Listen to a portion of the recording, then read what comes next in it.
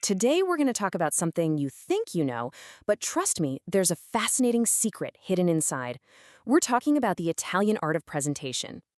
So let me ask you, when I say Italian style, what's the first thing that pops into your head? Just take a second. I'm willing to bet it's something pretty specific. Yep, I see ya. You're thinking about the big luxury brands, right? Gucci, Prada, those glamorous runways in Milan. And look, you're not wrong. That's definitely part of the story. But what if I told you the real essence of Italian style, the kind you actually see on the streets every day, has almost nothing to do with expensive clothes? What if it's a way of thinking you can tap into without buying a single thing? That is exactly what we're going to get into. It's time to peel back the layers, look past the runways, and really deconstruct this whole global image to find out what's really going on. So here's the first big surprise, and it's kind of the most important one. For a whole lot of Italians, looking good has very little to do with money. It's not about the logo on your shirt or the price tag on your jacket. Instead, the whole thing just boils down to one simple, really powerful idea: attention. And I don't mean attention like trying to get everyone to look at you. I mean the act of paying attention. You know, the quiet, deliberate choice to be thoughtful about how you present yourself. So, what does paying attention actually look like? Well, it's not about being vain. It's about speaking a language. Because in Italy, clothes are a form of communication. And believe me, what you wear is always sending a message. You see, in Italian culture, your outfit is this subtle, nonverbal cue. It tells people that you understand the situation you're in, whether you're at the office, just hanging out at home, or, meeting up with friends for the evening. So that simple act, choosing the right clothes for the right context, it's way more than just practical. It has this much deeper meaning. It's like a quiet signal that you care about where you are, and maybe more importantly, that you respect the people you're with. Someone once put it perfectly: clothing becomes a small but visible form of social etiquette. You can almost think of it like saying please and thank you.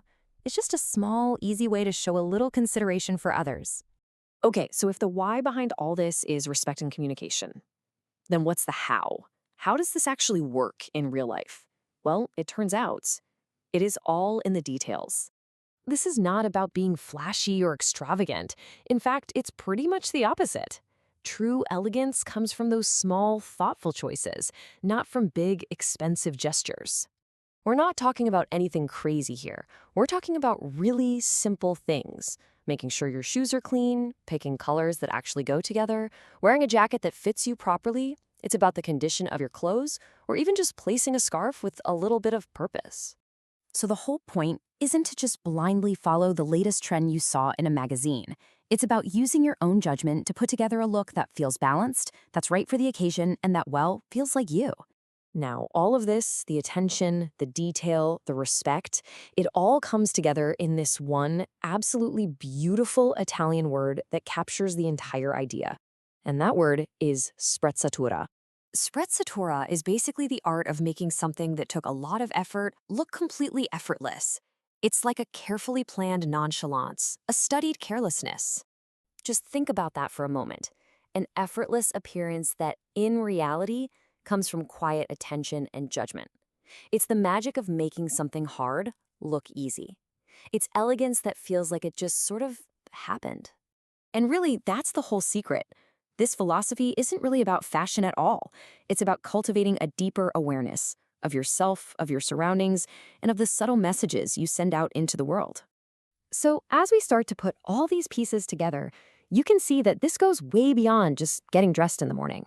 It's really a daily practice of being attentive, and that can ripple out into every part of your life. It kind of breaks down into three parts. First, it starts as this daily habit of paying attention. That then becomes a way to show care for yourself. And finally, that care extends outward as a sign of respect for the world and the people around you.